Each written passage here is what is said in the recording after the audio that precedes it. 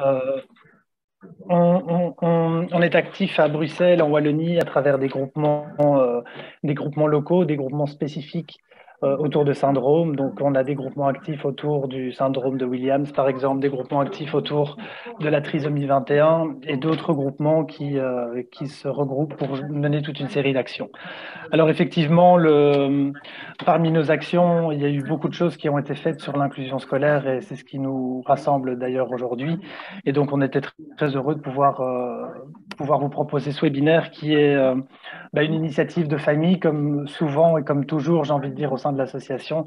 Ce qui se fait, c'est grâce aux familles qui se mobilisent derrière et qui portent les messages et avec lesquels on travaille pour faire avancer les problématiques sur lesquelles on travaille.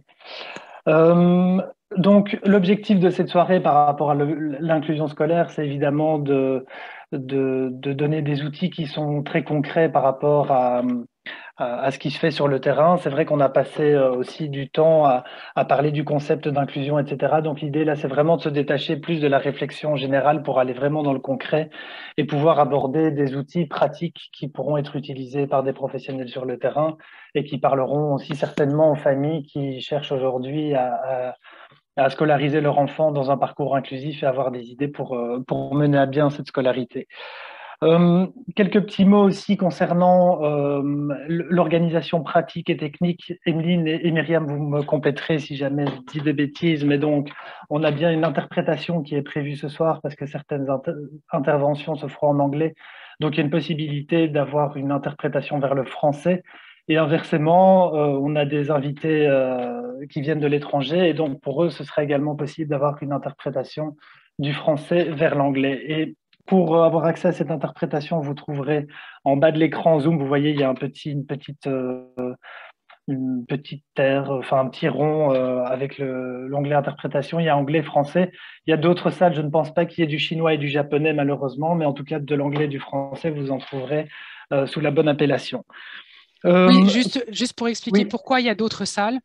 En fait, c'est parce que on a eu le droit d'utiliser des cabines d'interprétation parce que la licence qui permet l'interprétation nous a gentiment été prêtée par la KUL.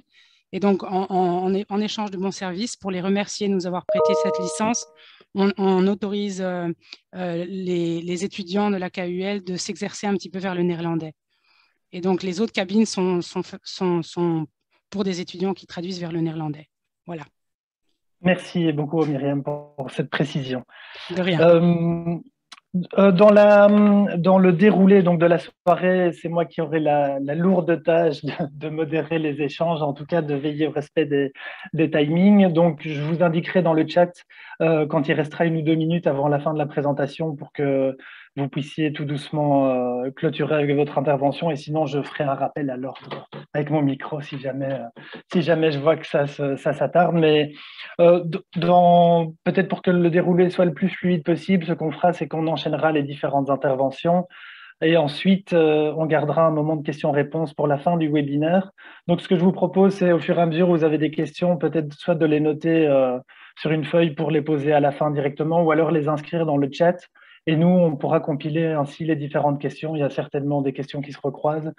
N'hésitez pas à indiquer aussi à qui s'adresse votre question, si ça s'adresse à un orateur en particulier, comme ça on pourra essayer de trouver la réponse la plus pertinente possible.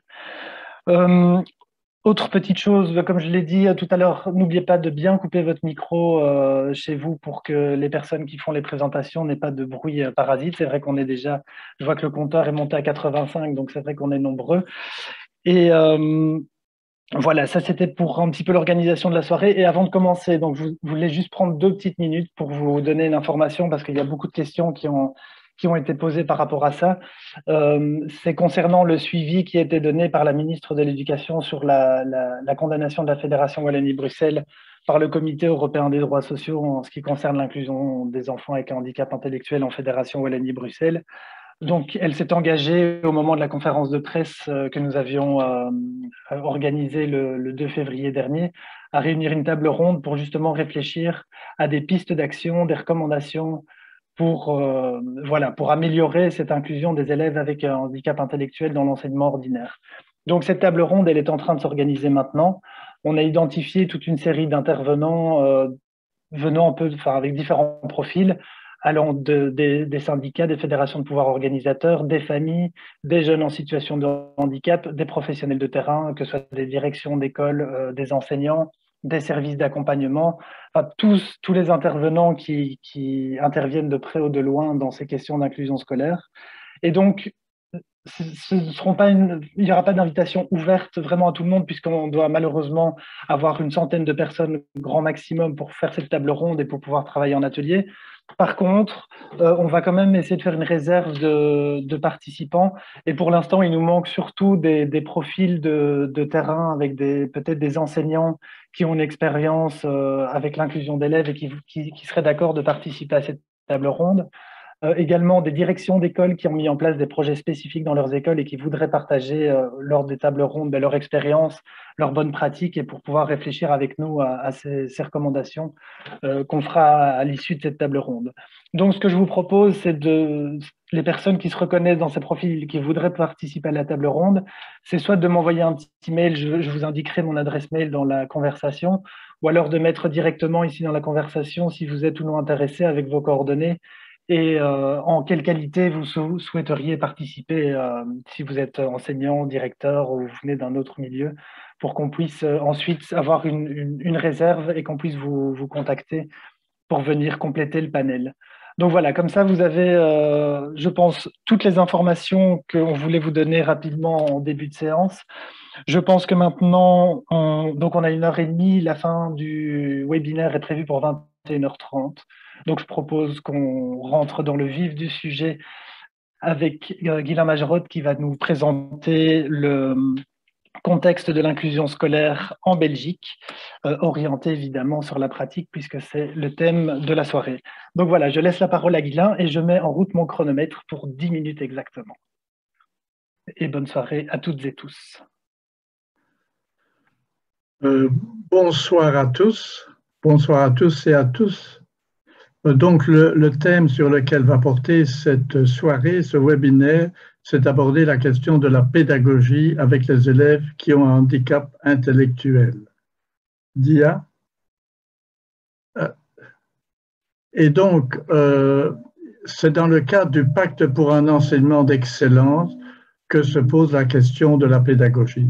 Enfin, je suppose que tout le monde est au courant que le pacte, c'est une réponse aux défis qui concernent toutes les écoles, pas uniquement l'enseignement spécialisé, mais toutes les écoles en Fédération Wallonie-Bruxelles. Alors, je n'ai repris ici que quelques éléments: résultats insuffisants au test PISA, un redoublement qui coûte cher, quel est l'avenir de l'enseignement spécialisé, quelle est la réforme de l'orientation et des centres PMS. Il y avait encore d'autres raisons, mais je n'ai repris que celle-là. Et donc, le pacte pour un enseignement d'excellence envisage de piloter l'enseignement pour améliorer l'ensemble du système éducatif, l'ensemble du système, et notamment aller vers une école inclusive via les pôles territoriaux, et tout en maintenant à l'heure actuelle les écoles d'enseignement spécialisées. Oui, Dia. Alors, je propose une définition de ce qu'est une école inclusive. Elle est volontairement succincte, mais elle est apparue dans un texte de Majerotte et Paco, publié dans une revue. C'est une école qui accueille tous les élèves, y compris ceux avec besoins spécifiques, qui habitent dans un environnement proche, donc la notion de proximité est essentielle, dans le cadre d'une collaboration entre différents partenaires, l'école ordinaire, l'école spécialisée et aussi les équipes de la région wallonne et de Bruxelles, les équipes AVIC et FA, au bénéfice de tous les élèves. Donc, on ne vise pas que le bénéfice des élèves ayant un handicap intellectuel, on vise le bénéfice de tous les élèves avec une transformation systémique. C'est vrai que le terme est un petit peu à la mode.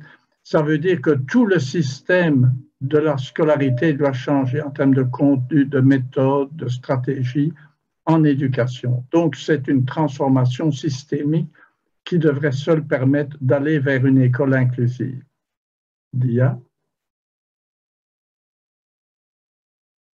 Alors, ça se ferait de deux façons. La première façon, via donc des protocoles d'aménagement raisonnable pour les élèves qui fréquentent l'école ordinaire. Alors, les aménagements matériels, organisationnels et pédagogiques. Alors, dans ce cas-ci, je mets surtout l'accent sur les aménagements organisationnels, grille horaire de l'élève, groupe court, passation des épreuves et pédagogiques. Quels sont les contextes, les méthodes d'apprentissage. Alors, évidemment, sauf si ces mesures imposent une charge disproportionnée. J'ai mis 3 points d'interrogation. Qu'est-ce qu'une charge disproportionnée pour l'établissement? Dia suivante. Et donc, le deuxième élément des pôles territoriaux, c'est de soutenir les élèves qui sont en intégration permanente totale, donc qui passent toute leur scolarité dans les élèves, dans l'enseignement, dans une école ordinaire, donc pour les élèves dont le parcours dans l'enseignement spécialisé est une réalité. Donc, si vous voulez, ce sont les 2 éléments essentiels à l'heure actuelle visés par les pôles territoriaux. Et donc, la question posée, c'est maintenant, quelle pédagogie, quel suivi pédagogique dans les écoles ordinaires des pôles territoriaux accueillant actuellement des élèves avec handicap intellectuel. Et donc, ce webinaire a l'ambition d'apporter quelques réponses, forcément limitées, quelques réponses à cette question, quelle pédagogie, quel suivi pédagogique. Merci beaucoup. Merci beaucoup, Guylain. D'ailleurs, j'ai été un petit peu vite en besogne parce que j'ai oublié de présenter Guylain Majerotte, qui est professeur émérite de l'Université de Mons et qui est un engagé de la première heure sur les questions d'inclusion scolaire et qui a apporté tout son soutien et son expertise au sein de l'ASBL sur ces questions. Et voilà, on le remercie beaucoup en tout cas pour son intervention. Et donc, il y avait encore 5 minutes disponibles et donc on prend évidemment, ça nous servira à débattre en fin de journée. Merci Guylain pour la présentation et pour ce respect du timing. Alors, je propose alors peut-être, Emeline, qu'on lance la deuxième intervention qui est celle de Gillian Bird de Down Syndrome International et qui va parler des Educational Guidelines, donc les lignes directrices en matière d'éducation. C'est une vidéo qui va durer une 30aine de minutes. Et on remercie tout particulièrement, évidemment, Gillian Bird, mais aussi les étudiants qui ont effectué le sous-titrage, Apolline et Fabien, qu'on remercie évidemment pour ce travail. Et voilà, je laisse Emeline lancer le contenu et on se retrouve d'ici une 30aine de minutes. Voilà, bon visionnage à tous.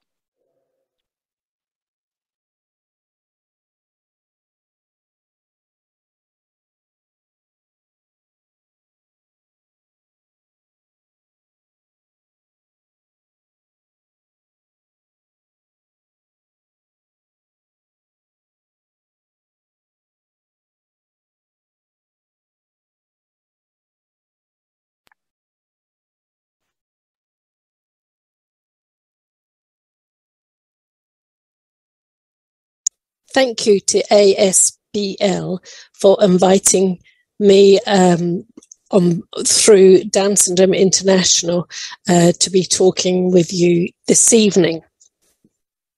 I'll be talking with you about inclusive education and share some of my experience in the UK and introduce a comprehensive package of support for inclusive education published by Down Syndrome International.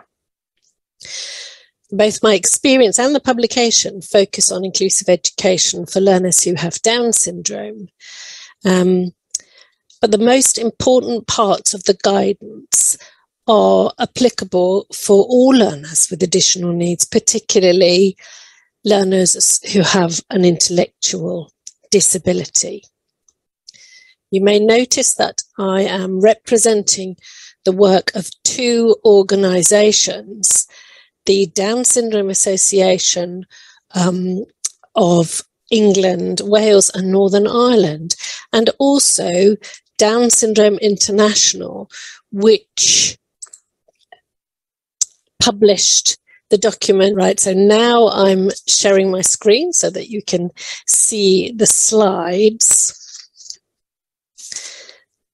And this is the publication here with the website address for Down Syndrome International. And you'll see the logo down at the bottom, called the International Guidelines for the Education of Learners with Down Syndrome. And that is broken up into 4 main areas: key considerations in education, guidelines for leading, guidelines for teaching, and guidelines for learning. Now, I'd like to pull out some main points. If I was talking to a school, let's say a secondary school, because primary schools are very familiar here with children accessing a differentiated curriculum. Secondary schools, some are and some less so. So if I was talking to a secondary school, I would, and they were unfamiliar with this, I would definitely be emphasising the better outcomes. And there's lots of evidence for better outcomes for those learners with Down syndrome and other learners too. So education gains for them now in their school experience and also in their future lives. And it's worth holding on to that. What benefits is this going to have for them in their future, in their workplace, in their community? I'd also like, and you will find lots of that to refer to with up-to-date references in those guidelines. Also want to emphasize, how possible, how doable this is, that it's not new, that, there's more than 35 years experience of good practice in the UK and many other countries. So a lot is known about how to do this well, and that those recommendations are in the guidelines. Now I have two kind of areas. One is the leadership, which is the most important for successful inclusion, and along with that, the attitude and the willingness of teachers to learn and develop their skills to be able to do that. And then the second point going with it is that, sometimes people want to focus on the practicalities, the how, put that in capitals, how, we need to know how to do this, and they want to know exactly how to do that for their lessons, for their whole school, how do we do the homework, how do we differentiate the lessons, from teachers' perspectives and parents. And we can't tell you exactly how to do that because we do not know the learner that you have in their child, and you have to get to know them as a teacher. We can give you lots of really good advice, and in a moment I'm going to share with you a few examples, certainly of resources, even though it won't give you the whole classroom or whole lesson experience, but some of the examples of children's work. And so I would say some fairly straightforward tools. But I think those things that I'm going to show you, they certainly won't be entirely new to any primary trained teacher. They are things that you will already know about and will have learned about in your schools. Some of those approaches. They won't be less familiar to secondary school teachers, but I'm going to say that I think they're straightforward to learn about if teachers wish to. And certainly with the organisation I work for, the Down Syndrome Association, offers 2-hour online training at very low cost, which really will introduce people to, I would say, the things they need to know before they get to know their individual, and they know their school and how it works and decide how to do this. So, you can learn, and I hope I know,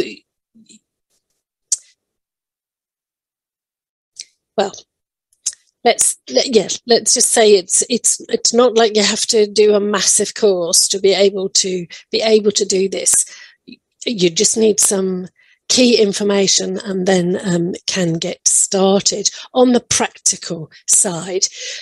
the other parts, this leadership, is the most important. So although that might seem a little bit dry compared to classroom practice examples, that is really where you need to start if any of this is new. But we've got a mixture of both of those things.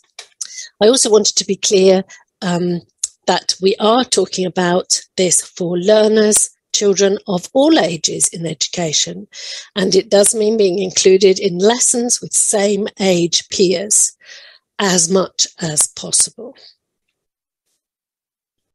So that takes us back to the guidelines, the key areas. And I'm going to take the first one of those up here, key considerations in education, to tell you what parts are within that. So we have human rights concepts, the characteristics of the learner, the learner who has Down syndrome, and the recommendations arising from those key considerations. Then I've selected some recommendations from Leading to tell you what they are. I've just picked some, really, that are particularly important for me. Time for teachers to plan, shared vision of inclusion, working in partnership with families, that teachers are responsible for learning of all the students in their classes, and that teachers must guide the work of teaching assistants. Okay, and I've picked some of the recommendations for teaching, and there are many, many more. One on teacher training and professional development. And we know here we have a lot of change that still needs to happen in England, Wales and Northern Ireland to get that kind of universal training within every teacher's training, both in schools and in universities. And then recommendations for learning. These just cover all of those areas. There are particular recommendations from very early years through primary, secondary, post-secondary, into work and adult education and lifelong learning. So it's covering the whole age range. I'm now going back to those key considerations in education, the first section. I'm not covering human rights concepts in this presentation, but I'm going to say a little bit about the characteristics of learners and the recommendations. So, for learners who have Down syndrome, we'd need information about vision, hearing, speech, language and communication, memory and cognition, fine and gross motor skills, and health issues. And then the recommendations from the key considerations. I've already said this one: in mainstream classes for their age, withdrawn as infrequently as possible, equal right to the curriculum, not based on what someone thinks the person will need for adulthood, that academic achievement should be expected, and that teachers are aware of likely characteristics and need for adjustments, but they'll only be likely characteristics, because having Down syndrome gives you some possible advance information that may be useful, but you still have to know your learner to know about them and how they learn. And there's some of the recommendations continued, knowing about the individual's vision and hearing, knowing about where they are in their speech and language, and having speech and language therapy, particularly promotion of speech clarity and fluency, but there's a whole range of speech, language and communication issues that might be looked at that a learner with Down syndrome may have, and will need to be taken on board by the teacher. And then any child may have anything else as well as having Down syndrome. And actually, there are many students with Down syndrome who have autism spectrum condition or disorder or social communication issues as well as having Down syndrome. So do they need any adjustments? For that, we'd need teachers taking into account verbal working memory issues and manipulation of information in working memory, and using those strengths, using visual supports that include written words and also active movement and participation. I'm going to switch a bit more to some of the practicalities, and while we are using the overall framework of child development, you know, because they are just children, children with Down syndrome, young people with Down syndrome, following through the same pathways as other people as they develop. So we're going to use that, but there are some of the additional things that can support success. If you know a person has Down syndrome, is setting up and scaffolding for learning by imitation, because this is a particular strength for many, many children who have Down syndrome. And similarly, daily practice of targeted skills, particularly a strength and very helpful, a small amount of daily practice on things you're really expecting a child to learn. Good use of routine. So if you're wanting to learn something new, plan it so that it happens, whether or not the child joins in with it at one stage, but it will keep happening and it will become part of their routine, and then they will follow that routine. These are really long-term memory strengths. Okay, and knowing about how to support positive behaviour and support friendships, and that is exactly the same as what you would do for anybody else, really. You know, that's not specific to anybody with Down syndrome. Knowing about the strengths and interests of the individual and supporting relative difficulties, and having an easy way to share expertise of what works well for this student, this learner, with all the whole school and other teachers. Okay, trying to keep it simple, not too many massive documents to read. There's the key points so that people don't forget what they've done in the past and what has worked well. And then for some children, there may be attention issues, you know, additional supports to help them stay on task or to support them if they become tired. And they're there. So they're, you know, what would be some practicalities if a child needed those shorter activities, changing the level of activities, physical breaks, being ready with additional activities if they finish others early, using ICT and keeping things visual, and building in rewards into the timetable to keep students motivated, and having space from adult support. You know, learners in inclusive classrooms of, say, 30 children would have additional adult support in the form of a teaching assistant for probably large parts of the day. Now, we could go into detail about learning profile, but I'm going through this quickly, just picking out the key things. And those strengths, those specific strengths, if we know you have Down syndrome, vocabulary learning, understanding vocabulary and concepts, and this use of schedules and routines, good practical daily living skills, and social interest in people. Factors with cognition, linked with cognition, visual spatial learning strengths for short-term or working memory and for long-term memory. Visual spatial, it's the two of them together, it's not just visual. Some of the things we're going to say about grids and kind of spatial arrangements, whether those are teaching resources or storyboards or whatever, they can be particularly beneficial. This learning by imitation, which I've already mentioned, often all over the world we see people with Down syndrome enjoying and having strengths in IT, in literacy, in reading, in visual arts. And so we need to use these visual spatial supports and having models to copy. Models meaning people to copy, or showing them what it is we want them to do, or showing them an end product that we're working to, and that's what you're going to be doing, and having films to show them what we'd like them to do.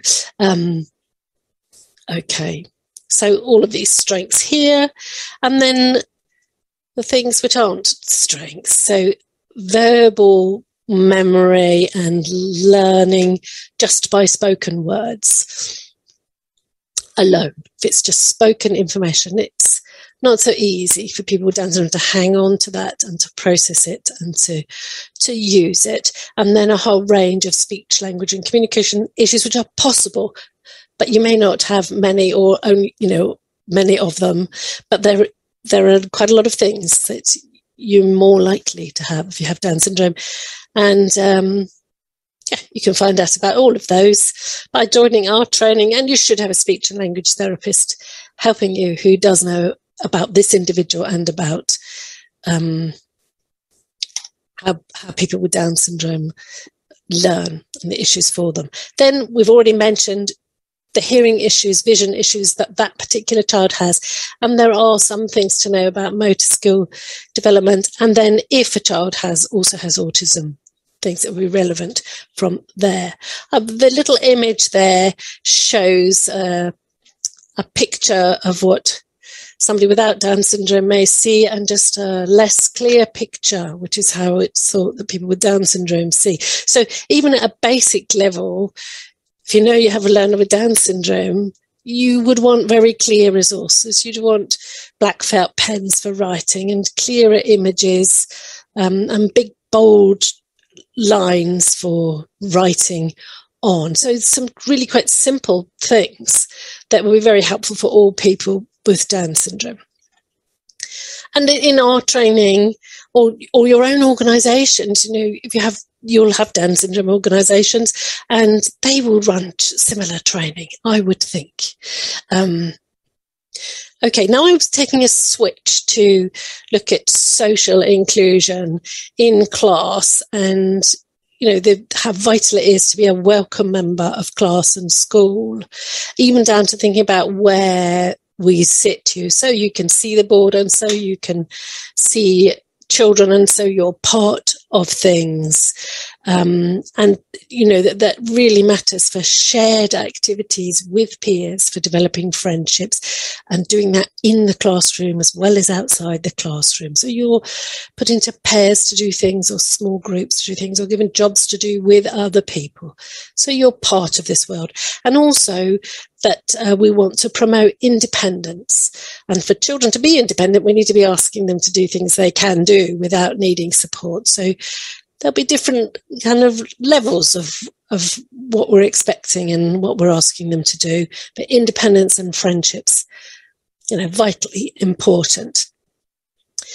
Now I'm going to again look at just a few examples of those practical aspects, and the examples of some of the adjustments or visual supports or equipment. And children may not need any of these, because they're all going to be different, or they may need many of them, and that would come in. They'd have recommendations made for them, but I'm just giving you a range of examples, really. I mean, some children, if they need it, may have a chair that can support them, either with the right, with their support their feet, or be better for their trunk, and sloping desks as well, for them to be able to complete their work and not roll forward or hold their attention. Sloping desks, those aren't difficult things, are they? A sloping desk, to try and see if that helps. And some children, may be using sign language, or may have hearing aids or radio hearing aids. Some children may have. Many children would need or benefit from a range of manipulatives to kind of practice things on the desk before we go into sticking things into books or recording or answering questions. So a range of manipulatives. This picture shows an adapted keyboard with a child in junior school, so she was about 8, practicing her spellings independently.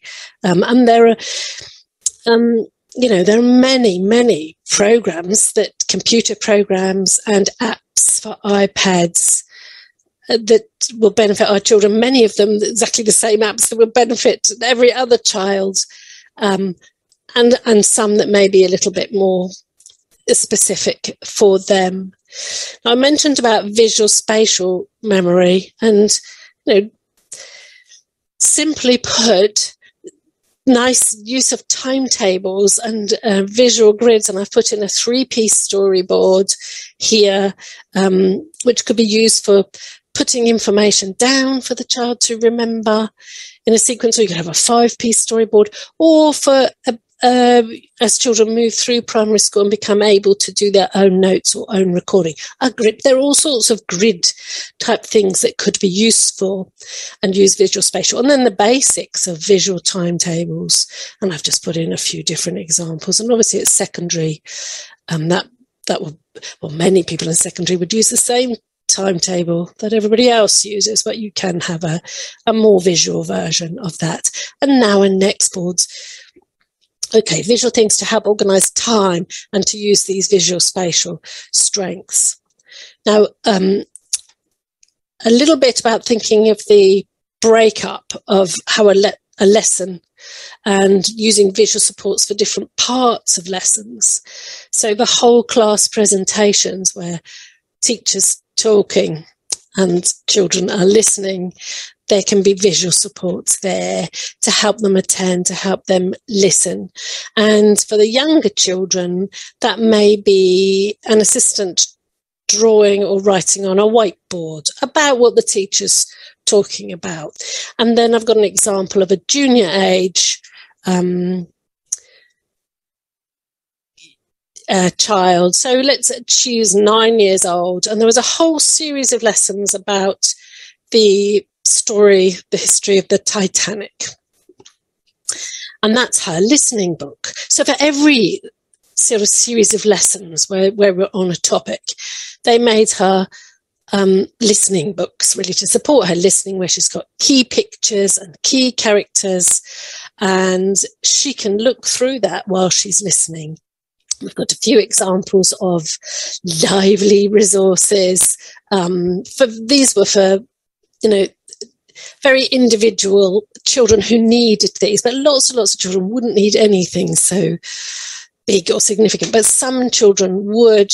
And this is a sparkly gel bag with coins in that this child, who did have additional needs to most children who have Down syndrome, that he learned his coins from, and here you can see letter sounds and the gingerbread man story with a very creative way, an engaging way for this child to access that, and she helped to make her resource, and you can see she'd be helping to write using this very attractive way. Now, that is what primary tutors would do usually for younger children, and we're just applying that further up for older children, but still on the content, differentiated content for those older children. We're just making it more interesting and bigger.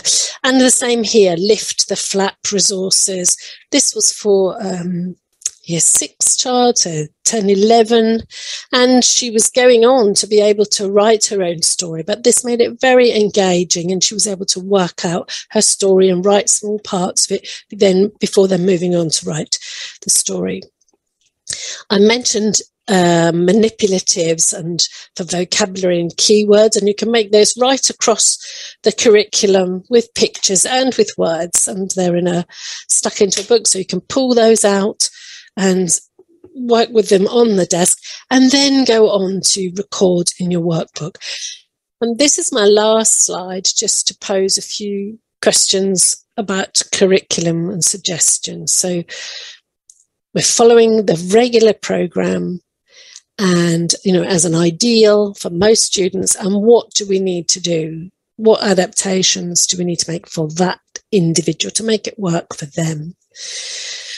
We want teachers to be measuring children's success, not what they can't do, but saying what they can do. We want to encourage problem solving and persistence for the child.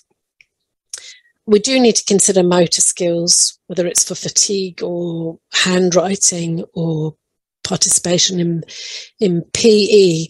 And for key things, we want cross-curricular practice, whether that's behaviour or numeracy or literacy. How can we work in what we know are the next steps right across the curriculum? And I've also put in, you know, preparation and working together.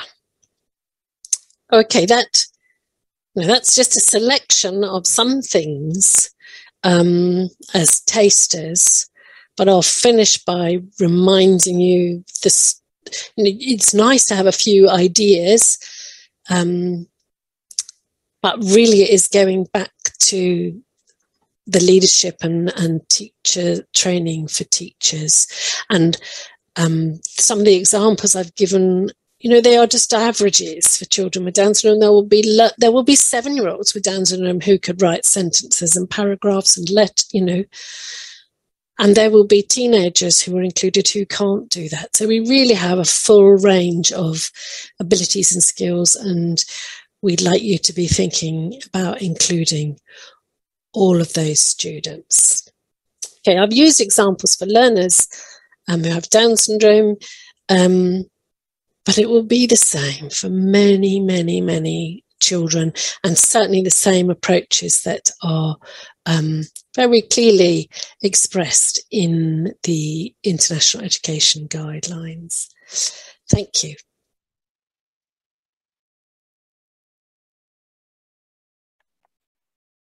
Thank you very much to Gillian Bird for this really interesting presentation.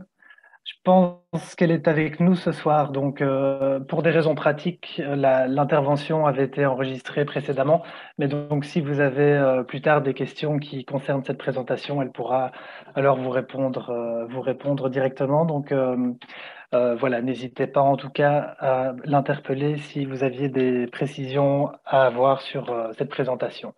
Alors, je propose peut-être... Ah oui, j'ai vu aussi que dans le chat, les lignes directrices pour l'éducation avaient été... le lien a été publié. Elles ont été traduites d'ailleurs en français par Myriam Besson, qu'on remercie évidemment pour ce travail important qui a été réalisé. Donc, n'hésitez pas à suivre le lien pour pouvoir avoir les lignes directrices en français. Je propose alors qu'on rebondisse sur la présentation qui vient d'être faite ici maintenant, pour enchaîner avec l'intervention de deux intervenantes, de Sophie Van Den Plas et de Héloïse Ruyssen du service d'accompagnement Saphir. L'idée, c'est d'avoir un échange et de montrer un peu comment, dans le cadre belge particulièrement et en Fédération Wallonie-Bruxelles, quels sont les outils qui se mettent en place, comment est-ce que ça fonctionne pratiquement et comment est-ce qu'on peut outiller les différents intervenants qui cherchent justement à avoir des solutions pratiques. Donc, pour cette intervention, on a prévu une vingtaine de minutes. Donc, je vais laisser alors maintenant la parole à Sophie Van Den Plas et Héloïse Ruyssen pour cette présentation. Merci beaucoup, Thomas. Alors, donc moi, tout d'abord, merci de m'avoir invitée et ravie de pouvoir participer à ce webinaire. Bonjour Héloïse. Bonjour. Alors, est-ce qu'on t'entend bien, peut-être? Est-ce que vous m'entendez? Oui, je crois qu'il faut que tu te rapproches peut-être un petit peu du micro. Comme ça va? Voilà, là, je pense qu'on t'entend déjà un petit peu mieux, effectivement. Donc, Héloïse, donc toi, tu es orthopédagogue et tu es institutrice primaire et tu travailles pour le Saphir Bruxelles, c'est bien ça? Oui. Et donc, au quotidien, toi, tu es dans les classes et tu accompagnes les élèves donc, en inclusion scolaire. Et donc, l'objectif aujourd'hui, c'est de pouvoir en discuter, de rebondir par rapport à ce qu'on vient d'entendre, évidemment, dans la présentation. Moi, j'avais envie de démarrer en parlant de ce regard qui était porté sur l'inclusion en école primaire et en école secondaire. On entendait dans l'intervention de Gillian Bird que c'était peut-être plus évident en primaire, et j'aurais voulu t'entendre par rapport à ça, c'est-à-dire de se poser la question de l'inclusion en secondaire. Et est-ce que c'est quelque chose, quel est ton regard par rapport à l'inclusion primaire, secondaire? Est-ce que pour toi les enjeux sont différents et est-ce que c'est possible? Ben, moi, je travaille principalement en maternelle. Du coup, j'ai pas vraiment de vision pour ce qui est après. Mais je pense qu'en tout cas, dans le maternel et le primaire, c'est tout à fait faisable. Et avec des adaptations, les enfants peuvent vraiment aller loin. Dans notre service, on en a plusieurs qui sont assez loin en primaire. Et par contre, pour le secondaire, je pense qu'avec des adaptations aussi et sans évidemment mettre les mêmes objectifs que pour les autres enfants, c'est tout à fait faisable aussi. Mais il faut évidemment apprendre à connaître le handicap et apprendre à s'adapter correctement et rester ouvert. Je posais la question, c'est vrai qu'on en avait, on avait échangé sur le sujet parce que c'était vraiment ciblé dans la vidéo de dire, c'est vrai, les enjeux sont différents. Toi, tu restes quand même dans cette idée que, évidemment, il s'agit d'adapter, il s'agit de tenir compte de l'enfant, de ses besoins, de son évolution. Alors, c'est vrai il y a pas mal d'enfants qu'on accompagne quand même encore dans le secondaire, mais donc ça te semble, c'est peut-être plus réaliste pour l'instant. Enfin, il y a beaucoup de choses qui se mettent plus en place en primaire qu'en secondaire, selon toi? Pour moi, le secondaire est un peu lésé pour le moment. Mais que ce soit dans n'importe quel trouble, n'importe quel type, le secondaire n'est pas encore fort mis en avant Mhm. pour l'inclusion. C'est là que toute la place de la formation des enseignants, évidemment, dont on parlait dans l'interview, était vraiment importante. Alors, c'est vrai qu'il y a un terme qui est revenu souvent, c'est la différenciation. Le terme de différenciation, comment différencier les leçons, je pense que ce soit en primaire ou en secondaire. Comment est-ce que toi, quel regard tu portes sur cette différenciation? Comment tu le définirais? Parce que c'est un mot qui fait un petit peu peur aux enseignants et puis qui est peut-être pas toujours bien compris. On ne sait pas trop ce qu'on doit faire. Qu'est-ce que toi, tu mets derrière ce mot? Ben, nous, au Saphir, on va vraiment pousser les enseignants à faire cette différenciation. Cette différenciation ne doit pas se faire uniquement pour l'enfant qui est en inclusion, parce que les autres en auront aussi peut-être besoin. Donc, c'est vraiment adapter ces activités, ces feuilles, ces outils aux besoins de l'enfant pour lui permettre d'apprendre de la même manière que les autres en ayant les outils dont il a besoin pour faciliter cet apprentissage. On a insisté beaucoup, Gillian Bird insistait dans la vidéo justement par rapport à cette différenciation, de pouvoir amener les enseignants justement dans le matériel, parce que c'est un peu le but de ton intervention, c'est de nous parler des outils concrets pour pouvoir mettre tout ça en place, pour rendre les choses possibles. Et je pense que l'idée ici, c'était de nous présenter peut-être quelques outils qui allaient rendre cette différenciation, cette inclusion, tant en primaire qu'en secondaire, tout à fait réaliste. Et un des premiers outils que tu voulais nous présenter ce soir par rapport à tout ce que tu viens d'expliquer, c'est le PIA. Oui, alors nous, on va mettre en place un PIA en collaboration avec l'institutrice ou l'instituteur. Alors, on peut peut-être expliquer le PIA parce que c'est vrai que c'est en enseignement, en éducation, on a beaucoup de petites d'abréviations, de se dire qu'est-ce que ça signifie un PIA, peut-être expliquer. Donc, le PIA, c'est un programme individuel d'apprentissage. Donc, on va mettre en place des objectifs précis pour l'enfant. Donc, ça va vraiment être en collaboration avec l'institut. On ne va pas, nous, prendre la décision d'objectifs pour les enfants parce que nous, on vient plus ou moins une matinée par semaine pour chaque enfant. Donc, ce n'est pas nous qui allons prendre en charge seuls ces objectifs. Donc, on va réfléchir à ce qu'on aimerait mettre en place, ce à quoi on aimerait arriver, ce à quoi on pense que l'enfant est capable d'arriver. Et grâce à ça, on va faire d'abord un PIA avec des objectifs sur l'année et ensuite des tableaux d'objectifs qui vont être un peu plus précis pour les mois à venir. On en fait en général un par trimestre. Donc, je vais vous en présenter un. Je pense que je sais partager l'écran.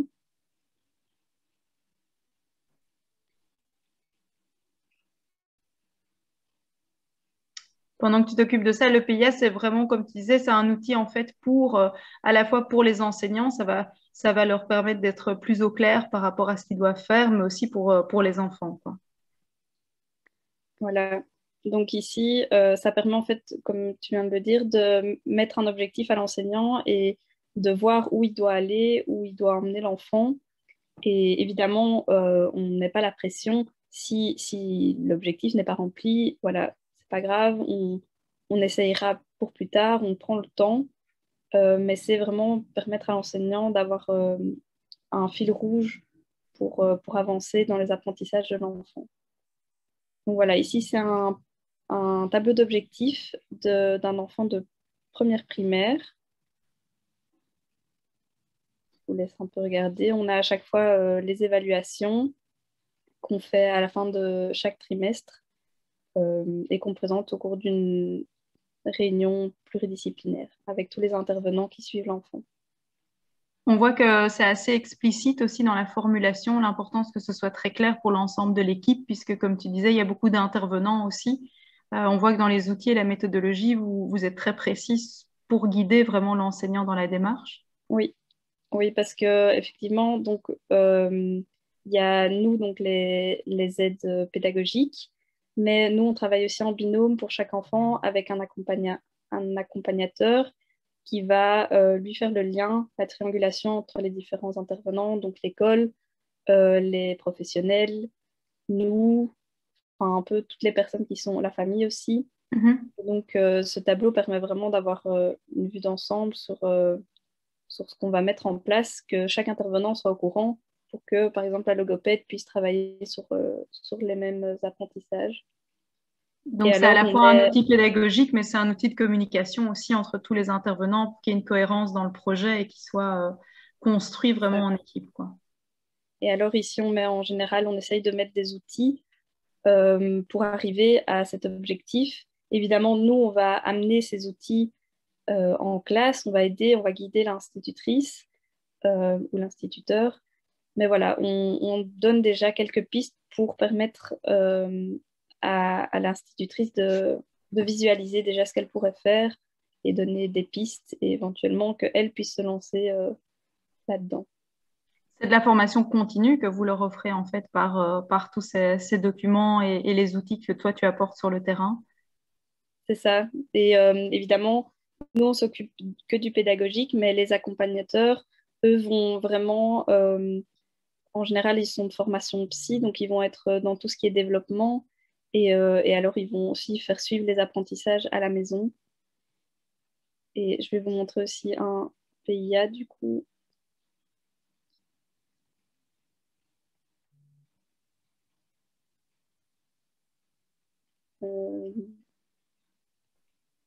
Du coup, ici, c'est vraiment des objectifs sur l'année qui vont être un peu moins précis sur les outils.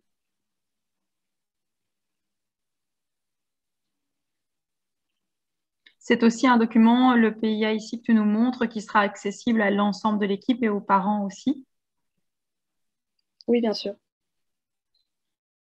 Il sera juste pour les personnes qui s'occupent évidemment non pas de l'équipe de l'école, mais ce sera pour l'institutrice, pour les logopèdes. De ton expérience pour avoir utilisé tout ça sur le terrain, quel est l'effet pour toi toutes les personnes qui sont vraiment en triangulation de l'enfant. Alors moi je ne t'entends plus très bien, tu as un petit peu... petite coupure au niveau internet, à mon avis ça lag un petit peu.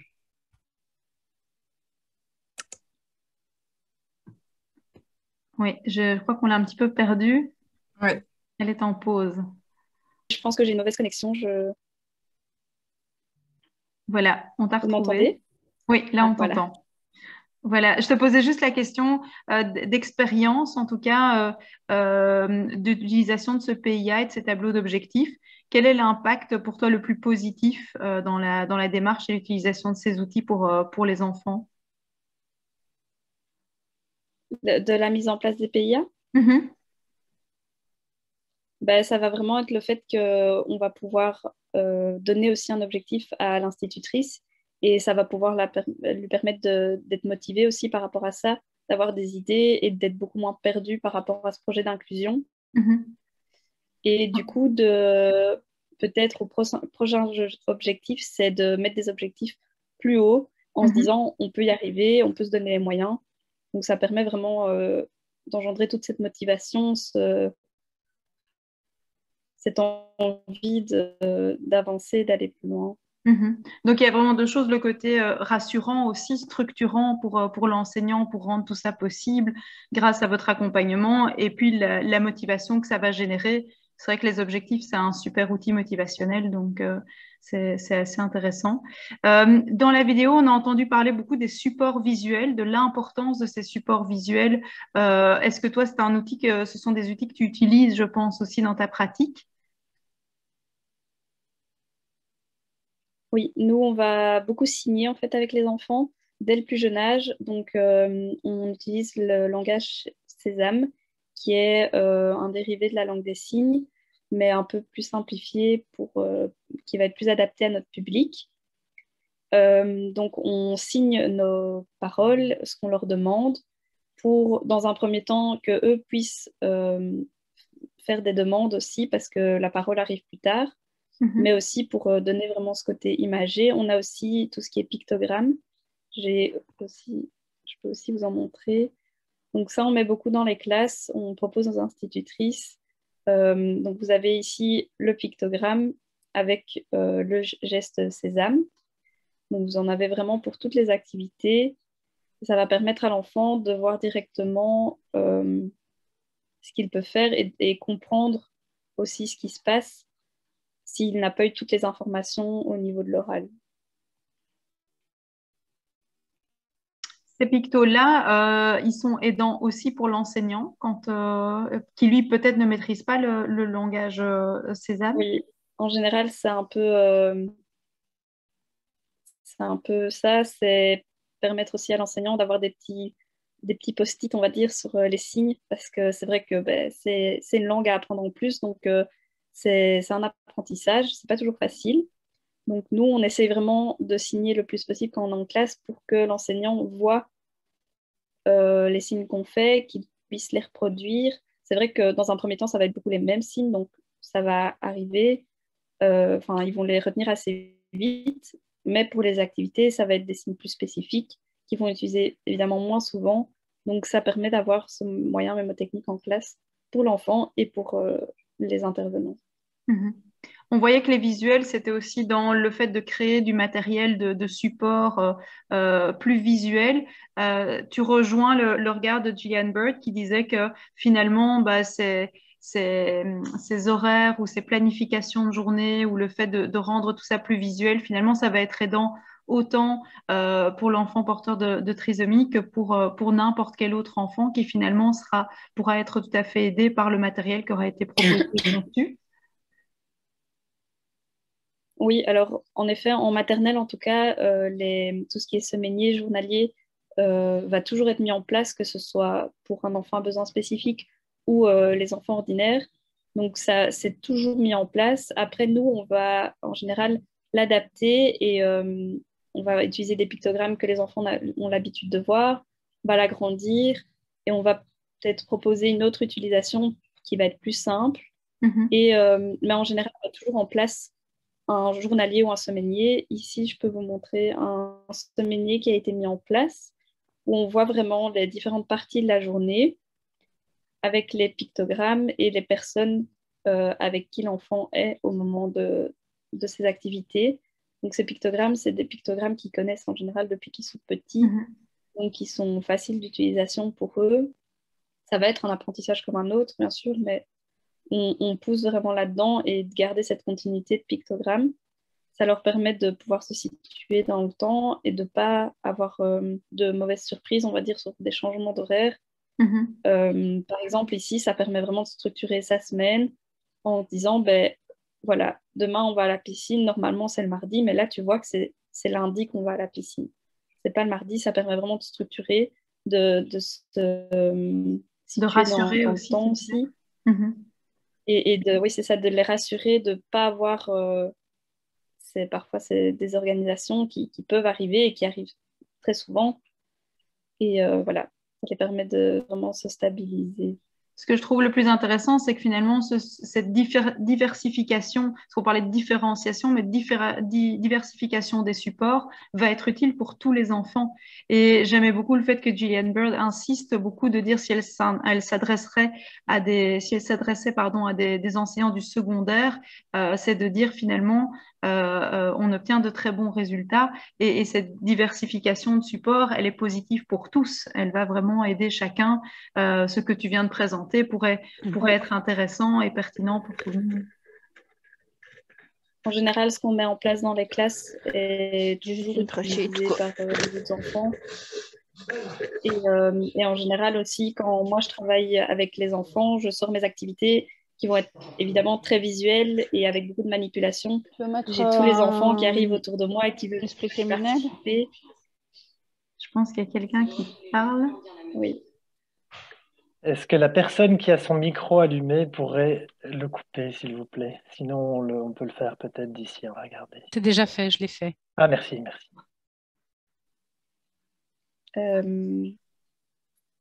Voilà, donc tu disais, tu as été du coup un petit peu coupée, Loïs. Oui, donc tu disais, ce que vous mettez en place, oui, dans les classes, ça va vraiment être utile pour tous, quoi. C'est ça. Oui, c'est ça. En général, les institutrices le réutilisent pour des enfants qui vont avoir un peu plus de soucis dans une matière ou qui vont avoir besoin de cet outil. Nous, on le met en place pour l'enfant qu'on suit, bien sûr, mais voilà, il est libre d'utilisation pour les autres tant que l'enfant qu'on suit n'est pas délaissé, bien sûr. Alors, on va peut-être pouvoir montrer tout ça concrètement, puisque au Zafir, vous êtes dans les écoles, vous accompagnez les enfants au quotidien, et on avait dit que ce serait vraiment chouette de pouvoir montrer concrètement comment ça se passe dans les classes. Là, je me tourne vers Emeline, parce que normalement, c'est elle qui s'occupe de la technique. Oui, je me charge de partager ça, comme ça on est peut-être sûr niveau connexion, parce que Héloïse pouvait le faire aussi. Alors, je partage ça de suite. Alors.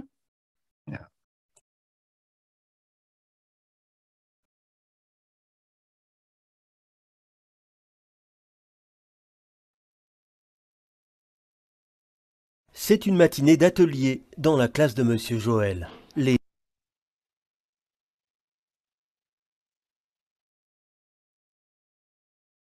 C'est une matinée d'atelier dans la classe de Monsieur Joël. Léo, porteur de trisomie 21, y participe avec Maïté, une institutrice spécialisée. Prends bien tes doigts. Comme ça. Elle l'accompagne un demi-jour par semaine. C'est vraiment l'aider à se concentrer de quand il travaille, de regarder ses mains et regarder son travail et pas être distrait par les copains, par le bruit ambiant de la classe ou de ce qui se passe autour de lui. C'est la deuxième année que Léo est scolarisé dans cette école communale d'Ixelles et son instituteur l'a vu évoluer. Les premiers mois l'année passée, il était tout le temps dans le coin de bibliothèque qui ne voulait pas se mélanger à la classe. Donc voilà, il y a eu tout ce travail. Et puis voilà, il a grandi, il a mûri. Et vous avez vu, c'est un petit garçon heureux qui court le matin pour venir à l'école. La plupart des activités, Léo les fait avec les autres enfants. Et ça lui permet d'intégrer plus vite certains savoirs. Les enfants avec une trisomie 21 fonctionnent énormément par mimétisme. Donc si vous les mettez dans une classe avec des enfants dits ordinaires, ils vont avoir tendance à les imiter et à reproduire leur comportement. Et donc, ça va aussi leur permettre d'avoir une autonomie, que ça soit juste pour tout ce qui est le rangement de leurs affaires, leurs manteaux. Et une fois son travail terminé, il ne manque jamais l'occasion de le montrer à Clarisse, sa grande copine. C'est beau, Léo. Quand il a besoin de moi, je viens vers lui pour faire un truc qu'il veut. Et après, je l'aide. 1, 2, 3, 4.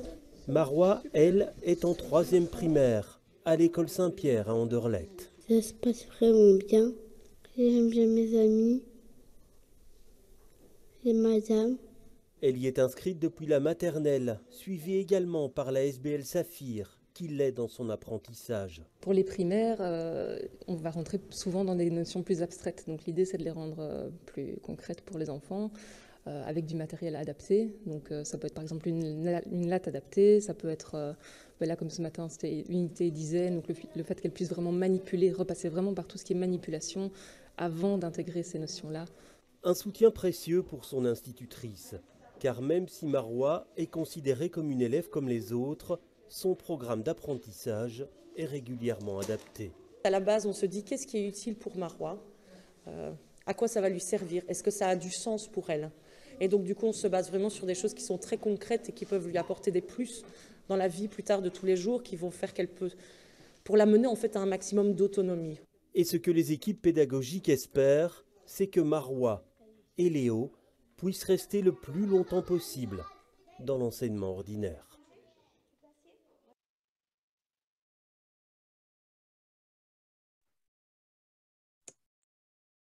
Voilà. Merci beaucoup. Alors Héloïse, c'est chouette parce qu'on voit, bon, c'était pas toi, c'était tes collègues, mais c'est le même, c'est le travail que vous faites au quotidien. Il y a beaucoup de matériel adapté aussi.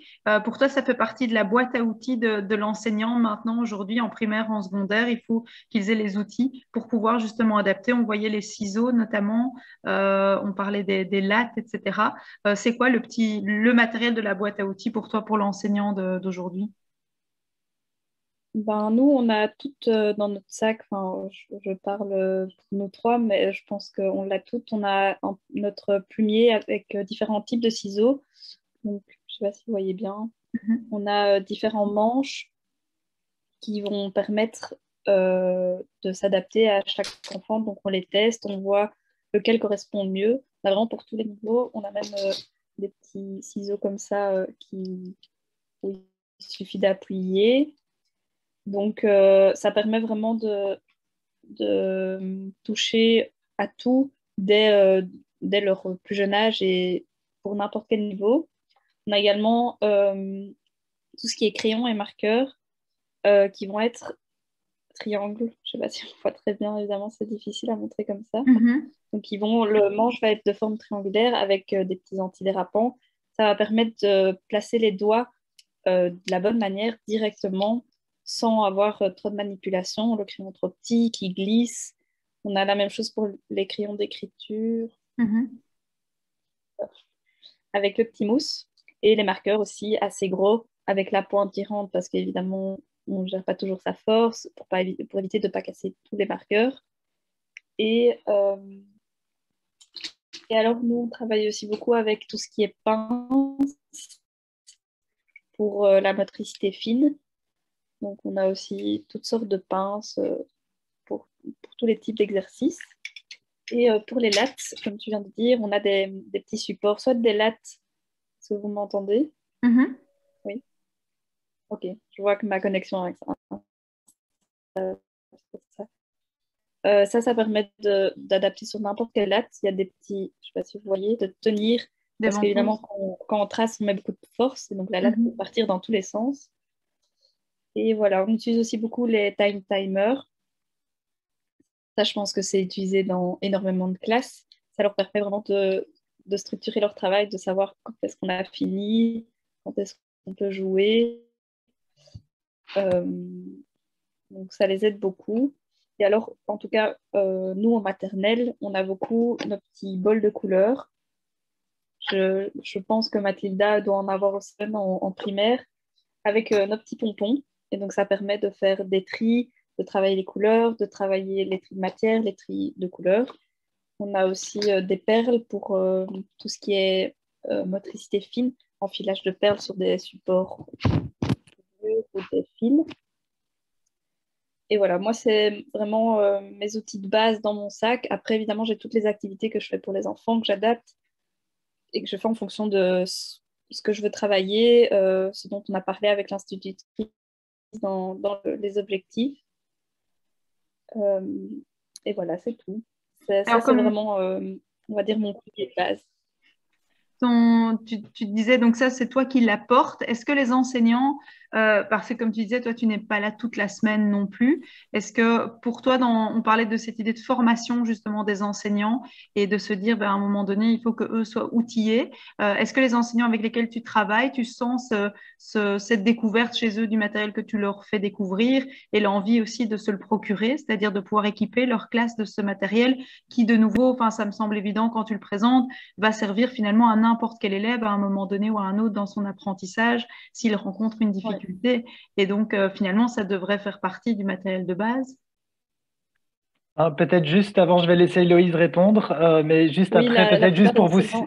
signaler que il nous reste peu de temps après pour faire les questions-réponses, mais Héloïse peut répondre à son aise à la question. Mais c'est juste pour vous signaler qu'on arrive tout doucement à la fin de la présentation. J'ai ce rôle très ingrat de devoir vous le rappeler.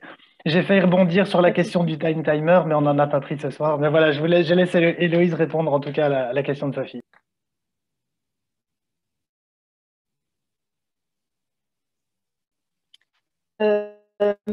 Du coup, oui, en général, les enseignants sont très intéressés en fonction des moyens de l'école, évidemment, parce que c'est un peu toujours le même problème. Ils en commandent ou non, ou alors nous, on en prête aussi. Donc voilà, en général, ils sont très preneurs du matériel qu'on leur apporte parce que c'est facile d'utilisation, bien sûr, et c'est à disposition surtout. Donc, c'est des choses qu'ils ne doivent pas créer, qui ne leur demandent pas du temps supplémentaire. Donc, c'est vraiment bien pour eux. Et en général, ils sont tous preneurs.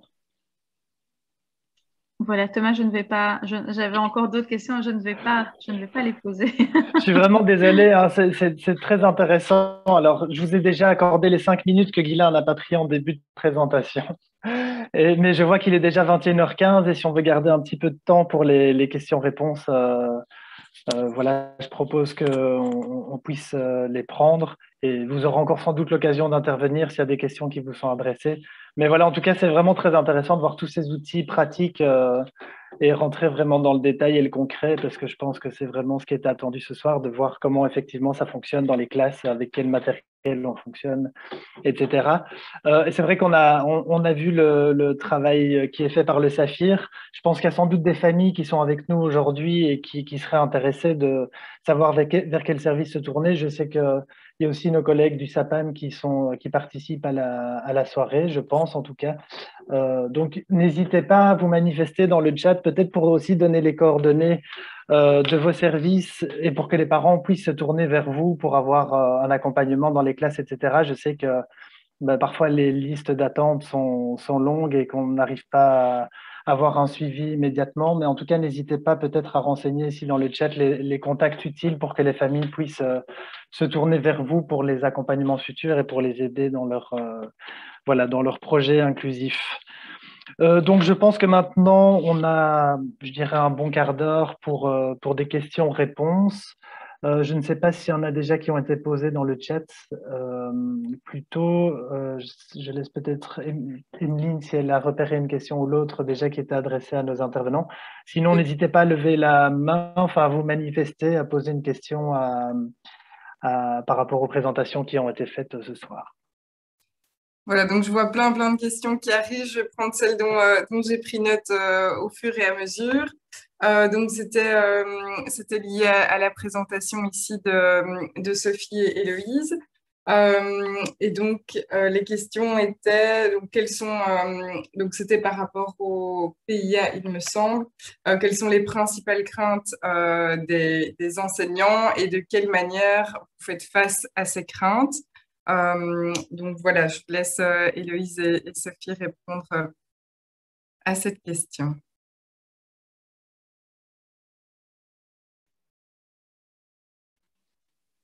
La principale crainte, je dirais que c'est en général, en tout cas en maternelle, la parole, parce que c'est vrai qu'ils ne parlent pas avant la 3e maternelle, voire plus tard.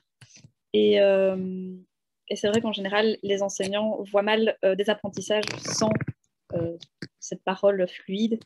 Donc ça, c'est vraiment une adaptation des apprentissages parce qu'au final, on peut apprendre plein de choses sans spécialement les nommer, notamment par les signes. Ensuite, Je dirais que la crainte principale aussi, c'est vraiment que l'enfant ne puisse pas suivre les mêmes apprentissages. Et donc, c'est vraiment repenser sa manière d'enseigner et les objectifs aussi qu'on veut. Est-ce que tout ce qu'on doit apprendre aux enfants est vraiment utile, en tout cas pour ces enfants-là? Est-ce que ce sera utile dans leur futur? Donc, voilà, c'est parfois faire un tri dans ce qu'on leur demande qui va être difficile à imaginer pour les enseignants. Oui, je rebondirais sur le fait aussi que l'outil du PIA dans les écoles, en tout cas moi dans les projets d'inclusion qu'on a pu mener, mais même en accompagnant pas mal d'enseignants dans leur formation en cours de carrière, les PIA, ça reste un document que les enseignants n'ont pas encore forcément l'habitude d'utiliser. C'est pas encore toujours bien défini au niveau des équipes pédagogiques, et donc l'importance des objectifs du côté très individualisé d'un PIA, c'est quelque chose qui est en cours de construction vraiment dans les écoles, dans le côté très pratique et concret, parce que c'est d'application depuis longtemps, mais on sent que c'est pas toujours évident non plus à utiliser, pas encore bien défini en fonction des écoles. Merci. J'ai deux autres questions que je vais regrouper pour vous. Donc, la première, c'est vous y avez déjà un petit peu répondu, mais si les aménagements sont maintenus lorsque l'accompagnateur n'est pas présent en classe. Et la deuxième partie de question qui est un petit peu liée à ça, c'est est-ce que, donc quelqu'un qui posait dans le chat comme question, est-ce que l'enfant avec une déficience intellectuelle est accompagné toute la semaine par un assistant? Voilà, et si oui, qui guide cet assistant et comment fonctionne la collaboration? Voilà. En tout cas, nous, on évite que l'enfant soit suivi constamment par un assistant parce que sinon, c'est plus vraiment de l'inclusion. Et pour ce qui est des enseignants, on essaye vraiment de les guider pour qu'elles puissent utiliser nos outils toute la semaine. On fait également des tables rondes où on regroupe les enseignantes et enseignants pour leur expliquer les différents outils qu'on met en place. Comme je vous ai montré, tous les outils qu'on a au bureau et pour lesquels parfois on n'est pas spécialement, enfin les instituts ne sont pas spécialement au courant. Donc on essaye vraiment de leur donner tous les outils possibles et tous les savoirs possibles pour continuer les mises en place qu'on fait quand nous on est là tout au long de la semaine et de l'année. Merci. Et une autre question pour vous, et après j'ai une question pour Gillian Bird. Donc c'était, est-ce qu'il y a une collaboration qui est faite avec des ergothérapeutes pour tout le matériel que vous utilisez? Alors malheureusement dans le service on n'a pas d'ergothérapeute, mais on travaille, ça c'est pas mon boulot malheureusement, c'est mes collègues, les accompagnateurs qui vont travailler avec des ergothérapeutes en dehors ou alors des kinés aussi. On travaille beaucoup avec l'un ou l'autre en fonction de l'âge de l'enfant et de ses besoins. Mais les outils ici mis en place, ça malheureusement dans l'ASBL, on n'a pas d'ergothérapeute. Merci. Alors, j'ai ici deux questions pour Gillian Bird. Bon, je vais le faire en anglais. Elles sont écrites en anglais, donc voilà. Donc c'est do pupils with intellectual disabilities get some certificates at the moment of leaving secondary education in the UK? Thank you. I've answered that one in the chat box, I think. Okay. And I've put that there are many different exam boards and they have many different courses.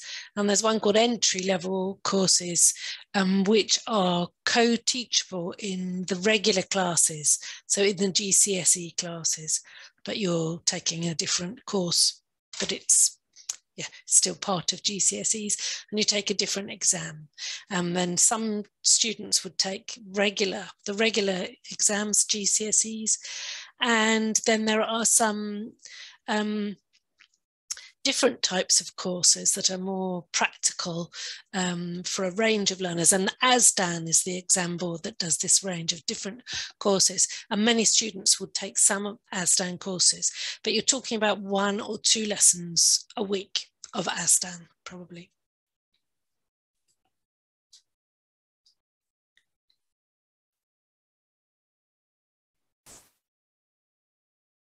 Thank you. Et donc, il y avait une autre question aussi. Donc, c'était, en anglais, je vais le faire aussi. What message to pass to teachers, teacher trade unions, policymakers who still think that inclusion is too difficult for learners with intellectual disability?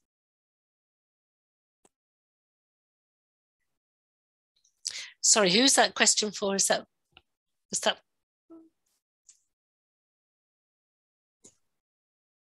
was that for me? Sorry. Yes, yes. Oh, sorry. Yes. Right. Yeah. Well, I'd guide you back to those guidelines, really, because that is system level change. I know we want to come in at all levels. Yeah, you know, there'll have to be campaigns and films and, you know, everybody, you know, promoting that, really. It's such a shame. It's such a shame. And we still have some people thinking that, but they would, I think, they wouldn't openly say that. They might secretly think that, but they'd know what the policy is that we are here to be inclusive for everyone.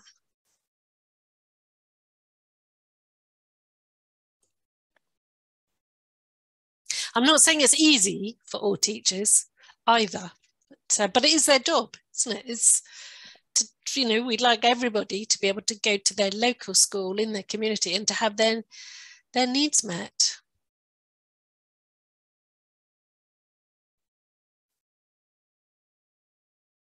Thank you. Est-ce qu'il y a encore d'autres questions que vous voudriez poser à nos intervenants? Je ne vois pas s'il y a des mains levées ou des personnes qui voudraient intervenir. En attendant, moi j'en ai peut-être une à poser, mais là plus spécifiquement peut-être aux services qui accompagnent dans les écoles. Est-ce que certaines écoles refusent d'avoir des intervenants qui viennent de l'extérieur?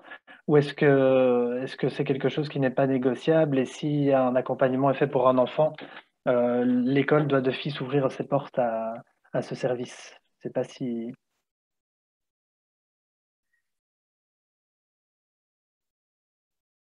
Donc ça s'adresse aux services d'accompagnement qui sont présents, le Saphir, le SAPAM ou autres qui seraient là ce soir et qui...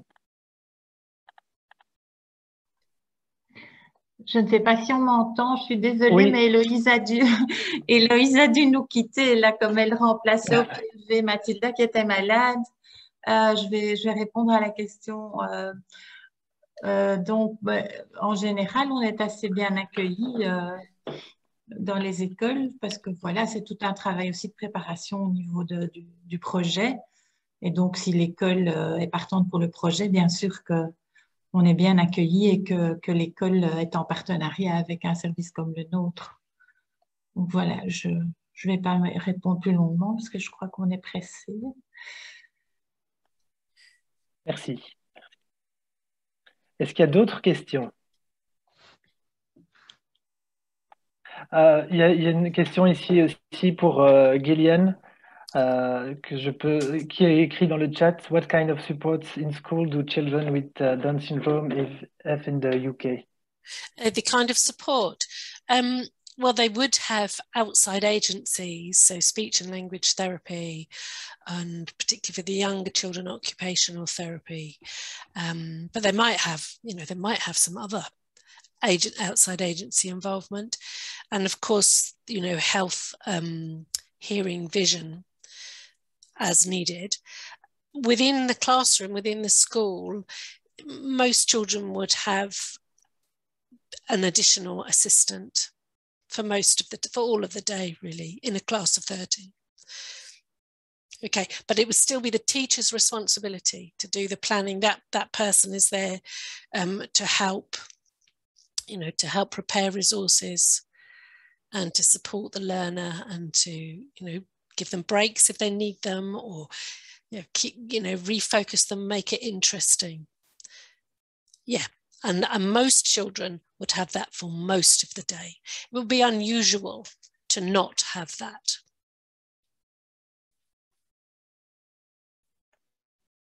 Thank you. Je vois que j'étais passée à... Ah, pardon. Non, vas-y, Amélie. Je vois que j'étais passée à côté d'une question ici pour Sophie. Donc, c'était, est-ce que tu pourrais nous expliquer quels sont les principaux obstacles que tu as pu trouver dans la mise en place, dans la mise en œuvre de projets inclusifs que tu as pu suivre? J'en citerai un parce que c'est celui qui est revenu le plus souvent et ça rebondit vraiment sur l'intervention de Gillian. C'est la formation des enseignants. C'est-à-dire qu'on a été souvent confrontés à des enseignants qui ne savaient pas comment faire, avaient une méconnaissance du handicap. Et par cette méconnaissance, ça générait beaucoup de peur, d'inquiétude, avait peur de mal faire. Et donc, paniquer, parfois pouvait s'opposer ou en tout cas se fermer un petit peu au projet d'inclusion. Et c'est vrai que nous, dans la SBL, au bout d'un an, 1 an et demi, on s'est vraiment rendu compte que nos orthopédagogues avaient un rôle à la fois d'accompagnants, mais aussi de formateurs des enseignants, parce qu'ils étaient sur le terrain, que pour moi, c'était de la formation continue qui était essentielle, de pouvoir voir l'arrivée de ces personnes comme étant vraiment des formateurs, un équipier qui allait pouvoir donner ses connaissances, familiariser sur le handicap et donc je dirais que ça c'était une des grandes difficultés qui n'était pas négative mais qui générait parfois des comportements fermés, de se dire cette crainte, il faut les outiller, il faut les aider à mieux comprendre pour pouvoir mieux gérer ça sur le terrain. Je vois que dans le chat, il y a aussi une question qui est adressée en anglais, mais que je propose de traduire parce que c'est intéressant d'avoir le point de vue ici dans les écoles belges, où la personne demande comment les élèves qui ont un handicap plus profond avec des multiples problèmes d'apprentissage, ici fait référence spécifiquement à des personnes qui sont intubées pour l'alimentation, comment est-ce que ces personnes-là arrivent à rentrer dans le modèle où on inclut tout le monde et comment est-ce qu'on arrive à faire de l'enseignement inclusif pour ces enfants? La personne s'excuse déjà de la difficulté de la question. Et donc voilà, je ne sais pas si vous avez des éléments justement. C'est vrai qu'on parle souvent d'inclusion peut-être pour des élèves qui n'ont pas un polyhandicap ou des handicaps plus profonds. Comment est-ce qu'on traduit ce modèle inclusif pour ces élèves-là?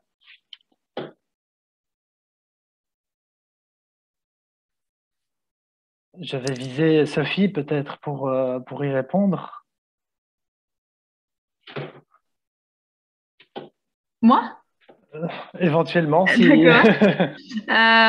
Oui, j'avoue que ça, nous, c'était vraiment pas notre. C'est quelque chose que on n'a pas vécu sur le terrain. Donc, je sais pas s'il y a d'autres personnes qui ont peut-être plus d'expérience, parce que ça, c'est quelque chose que moi, j'ai pas eu l'occasion de gérer concrètement. Donc, je sais pas si mon regard sera très concret. Disons que quand il y a un problème médical, ça rajoute encore des craintes pour l'école qui n'a pas toujours un médecin ou une infirmière à disposition. Et donc, quand un enfant a des soucis, soit qu'il y ait une sonde ou un autre souci, eh bien, c'est franchement très compliqué. Et donc, l'orientation vers l'enseignement spécialisé est quasiment automatique. Même chose lorsque l'enfant ne marche pas. C'est nettement plus compliqué de trouver une école qui est prête à accueillir l'enfant. Et moi, j'aurais envie d'ajouter que dans ce cas-là, l'enseignement spécialisé est déjà un premier pas vers l'inclusion, parce que certains de ces enfants polyhandicapés ne vont pas tout de suite à l'école. Et donc, le fait qu'il y ait des écoles spécialisées leur permettent d'avoir une scolarité, même si ce n'est pas dans l'école ordinaire où tous les autres se trouvent, mais voilà, ça leur donne déjà une place dans notre système scolaire.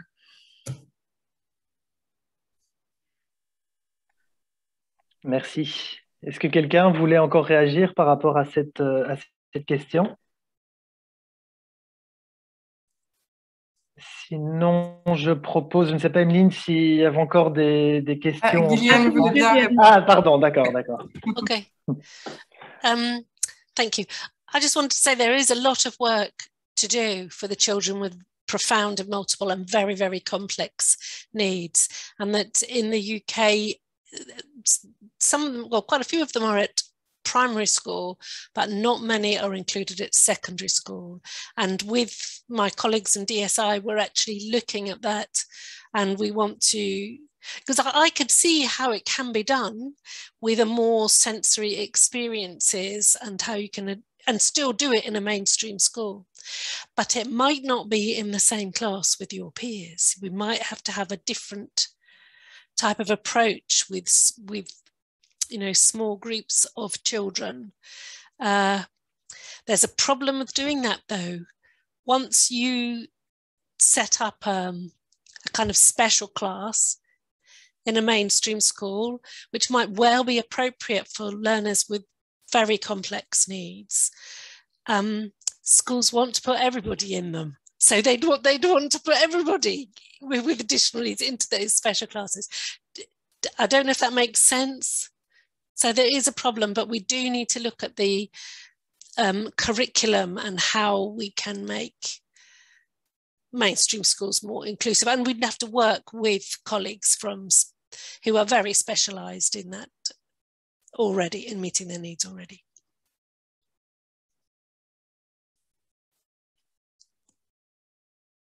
Thank you. Merci. Merci. Alors, je vois une question, encore une question qui vient d'arriver. On peut peut-être prendre celle-ci en dernier lieu. Donc, c'est comment créer un tel projet en tant que parent en école secondaire pour des enfants qui viennent du spécialisé primaire. Donc, si je comprends bien la question, c'est comment faire un projet d'inclusion scolaire en secondaire pour un enfant qui viendrait du spécialisé en primaire. Alors, je ne sais pas qui souhaite répondre à la question.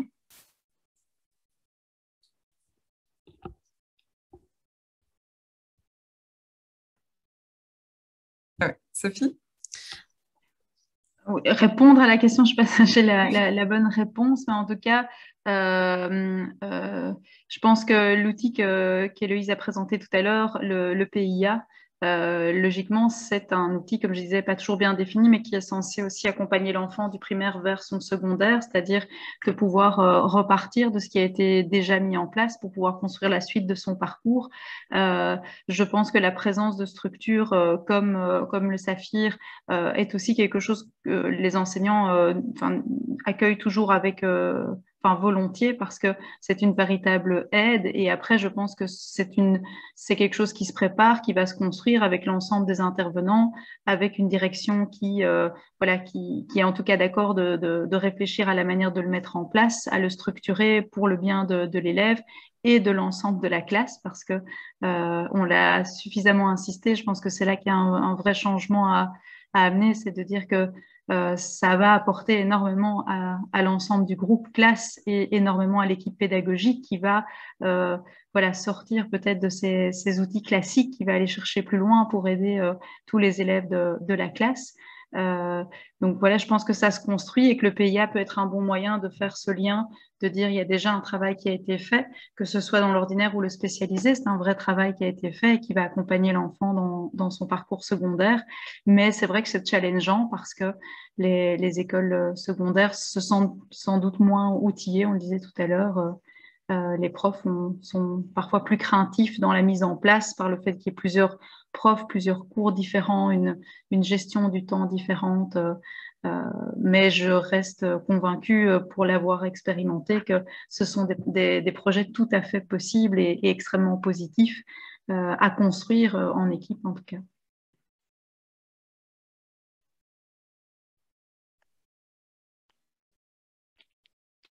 Voilà, merci beaucoup pour ce petit mot de la fin. Donc, je propose peut-être qu'on clôture tout doucement les questions-réponses.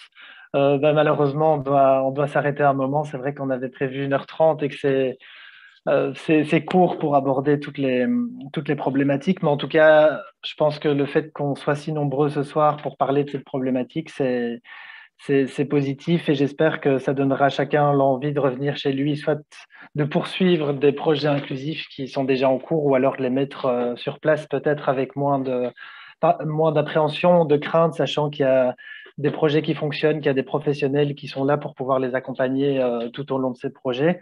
Les services qui ont pris la parole, les intervenants aujourd'hui, je pense, peuvent être sollicités sur ces questions. Nous aussi, via l'association, vous pouvez toujours prendre contact avec nous, avec notre service social. J'ai vu qu'il y avait des questions justement sur l'existence de services d'accompagnement en Wallonie qui font aussi de l'accompagnement scolaire.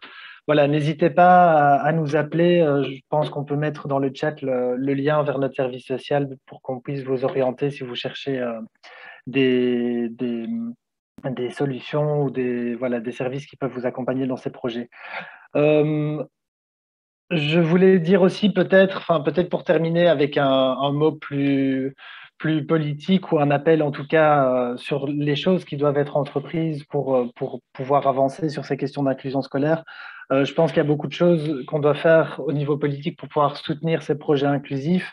Je pense que premièrement, il y a tout le cadre juridique qui doit être adapté. Et on a vu aussi dans le chat pendant les échanges qu'aujourd'hui, il y a aussi des contraintes qui sont plus d'ordre légal et qui empêchent la poursuite d'un parcours inclusif qui a parfois très bien commencé en primaire et qui doit s'arrêter de manière un peu abrupte en secondaire parce que on n'a plus la possibilité de poursuivre tant qu'on n'a pas obtenu les certificats nécessaires et qu'on n'a pas pu passer les épreuves certificatives. Donc je pense qu'il y a tout un travail à faire par rapport à ce cadre juridique, ce cadre légal, et lever tous les obstacles qui peuvent être un frein pour ces élèves à l'enseignement ordinaire. Je pense notamment au remboursement, par exemple, de la logopédie pour des élèves qui n'en bénéficient pas dans le spécialisé, qui n'ont plus de remboursement parce qu'ils ont un quotient intellectuel trop faible. Ça peut être la même chose pour des séances de kiné, etc. Ce sont tous des obstacles qui sont de nature aussi à freiner les parents dans leur volonté d'avancer vers une école plus inclusive. Ensuite, je pense qu'il y a des moyens aussi qui doivent être accordés pour tous ces services d'accompagnement qui font du travail justement d'accompagnement sur les terrains, qui sont très sollicités et pour lesquels il y a aussi régulièrement des listes d'attente. Et je pense qu'il y a de plus en plus de demandes, donc il faut vraiment pouvoir aussi avoir des moyens suffisants pour que ces services puissent fonctionner au mieux. Enfin, ce qu'ils font déjà très bien aujourd'hui, mais je veux dire pour pouvoir augmenter les capacités et pouvoir prendre en charge sans doute plus d'élèves et puis pouvoir surtout les prendre en considération dans la nouvelle architecture des pôles territoriaux qui est en train de se mettre en place en Fédération Wallonie-Bruxelles. On a aussi mis en avant toute la nécessité de former les professionnels et je pense que ça, c'est vraiment la base. Aujourd'hui, les professionnels de l'éducation n'ont pas forcément de connaissance du handicap et d'ailleurs, les profs du spécialisé eux-mêmes n'ont pas suivi un cursus particulier. Donc, cette spécialisation, elle vient aussi du fait de fréquenter des enfants avec des besoins spécifiques et de mettre un peu ces méthodes à l'épreuve du terrain. Et c'est ça qui permet aussi d'avoir des professionnels qui sont formés. Il faudrait effectivement que ça puisse rentrer dans le cursus de base de tout prof, de pouvoir avoir des outils adaptés pour l'enseignement à des enfants avec des besoins spécifiques. Et voilà, je pense qu'en tout cas, il y a toute une série de choses qu'il faut pouvoir mettre en place. En tout cas, je pense qu'on a pu avoir déjà une bonne approche avec les différents outils qui ont été proposés ce soir. Je voulais encore terminer en remerciant les étudiants qui ont fait de l'interprétation. Je pense que c'est aussi un exercice qui est long, surtout plus d'1h30 d'échange. C'est pas évident. Et donc, si mes informations sont correctes, c'est Apolline et Fabien. Non, pardon, c'est Annabelle et Émilien qui ont fait la traduction aujourd'hui pour nous du français vers l'anglais et de l'anglais vers le français. Donc, un grand merci à eux pour ce travail. J'imagine qu'ils ils vont bien dormir ce soir après la séance parce que ça demande une grande concentration de pouvoir le faire. Encore merci aux parents qui sont mobilisés pour l'organisation de l'événement, à nos collègues anglais d'outre-Manche qui nous ont rejoints ce soir. C'est un petit peu la magie de Zoom. Malheureusement, on aurait aimé se voir en vrai, mais sans Zoom, on n'aurait pas pu se rencontrer tous ensemble ce soir. Et je pense que ça, c'est quand même positif d'avoir pu réunir ces différentes expériences. Et voilà, je pense à toutes ces énergies qui sont toujours derrière ces projets et ces demandes pour faire avancer l'inclusion scolaire. Et voilà, en tout cas, un grand merci à tous pour votre participation. L'enregistrement, Emeline me corrigera, sera envoyé, je vois qu'elle hoche de la tête, donc ça, je suis sur la bonne piste, sera envoyé aux participants. Comme ça, si vous avez manqué l'une ou l'autre intervention, vous pourrez les visionner par la suite. Et comme je l'ai dit, on reste à votre disposition pour toute question et on vous mettra en contact avec certains intervenants si jamais vous voulez poursuivre les réflexions sur des thématiques particulières. Voilà, peut-être, je ne sais pas, Emeline, si tu voulais rajouter quelque chose en particulier. Oui, je voulais bien rajouter une toute petite info, mais quand même d'importance. C'est que voilà, l'idée de cette soirée, de ce webinaire, était de pouvoir voilà, vraiment faire une porte d'entrée sur la thématique, de pouvoir apporter des outils concrets. Donc, on espère déjà que ça a pu voilà, répondre à cette attente. Mais surtout, l'objectif est de pouvoir voilà, continuer à vous proposer des choses dans cet ordre-là. Et donc, n'hésitez pas à revenir vers nous. Voilà, en nous faisant part de vos besoins en termes d'outils de formation, de voilà, pouvoir construire quelque chose de plus grand et de plus construit en fonction des besoins réels. Donc, n'hésitez surtout pas à revenir vers nous avec tout ça pour pouvoir répondre à la demande par la suite. Voilà, mais en tout cas, merci à tous pour votre présence et à toutes les personnes qui sont intervenues dans cette soirée. Voilà, merci.